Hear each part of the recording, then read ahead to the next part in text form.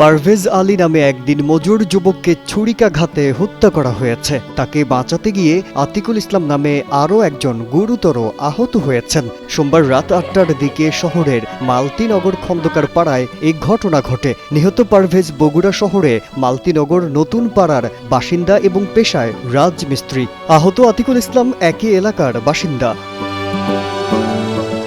জানা যায়, এলাকার কিছু যুবকের সঙ্গে পারভেজের মারামারির ঘটনা ঘটে। এর জের ধরে সোমবার ইফতারের পর ওই যুবকরা পারভেজকে বাড়ি থেকে ডেকে নিয়ে উপর্যুপরি ছুরিকাঘাত করে। এ সময় পারভেজকে বাঁচাতে গেলে আতিকুলকেও ছুরিকাঘাত করে দুর্বৃত্তরা।